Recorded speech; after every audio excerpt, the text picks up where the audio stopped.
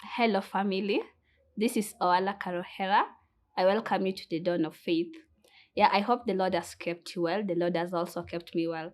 So, we'll be talking about God in spirit. And this episode will begin by understanding the nature of God. But first, I'd like us to read from the book of John, chapter 4, verse 24. And I'll read it says, God is a spirit, and they that worship him should worship him in spirit and in truth. So, what does it mean that God is in spirit? We are going to learn about elements that makes God to be referred to as a God who is in spirit or a God who is a spirit. First, number one, I'd like us to go to the book of Psalms chapter 139, verse 7 to 8, which says, where can I go from the Spirit of God?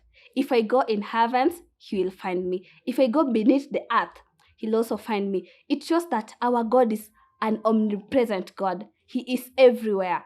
Wherever you go, he will see you. Whatever we do as humans, whatever we do as Christians, or whatever we do as a person, God sees us.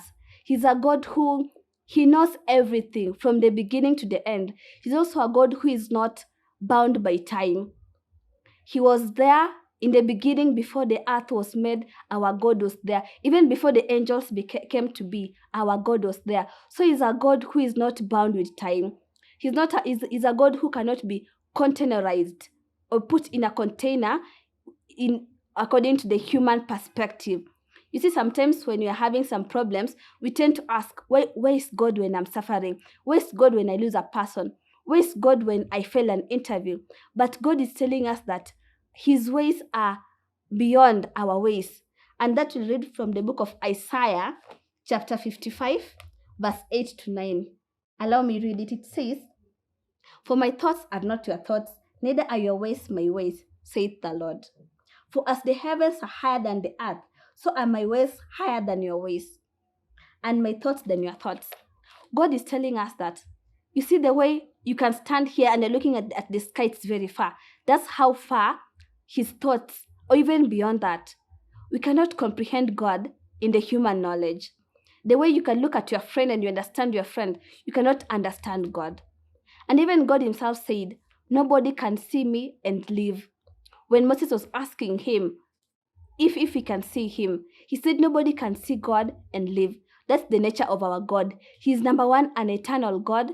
He's a finite, like infinity. You see, we cannot bound him in time. And number three, he's a God that gives us life. From that, I'd like to read from the book of Job, chapter 33, verse 4. We all understand the story of Job. And now here he was having a dialogue with God.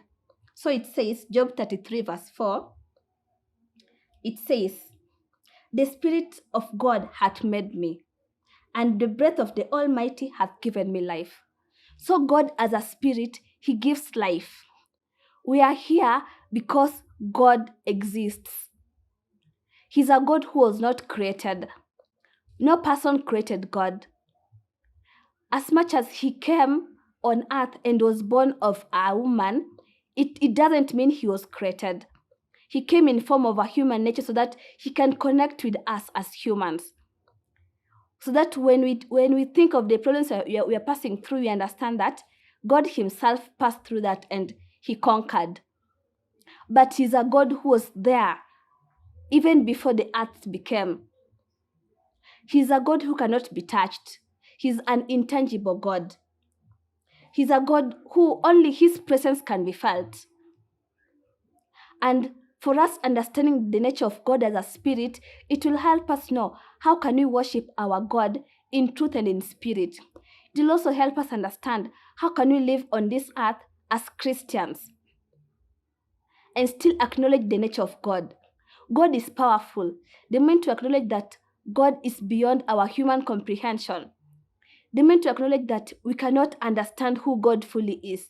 Sometimes we have so many questions about the Bible. We're asking, if God was all that powerful, was it that he cannot control what's happening, the tsunamis and all that? Or maybe if he's all-knowing, why is it that he's seeing some things and he cannot prevent it? And if you understand that we cannot fix God in a container, whatever he does, his ways are beyond our ways. and it calls for faith. God is powerful. There's so many evidence of so many things that God has done to mean He's powerful. He's all-knowing. He's eternal. He's not bound by time. And He's a God who is there any moment that we need Him. So today, I like us to understand that, and as we go on with the other episode, we will get to understand how does the nature of God relate to us as humans. Yeah, God bless you.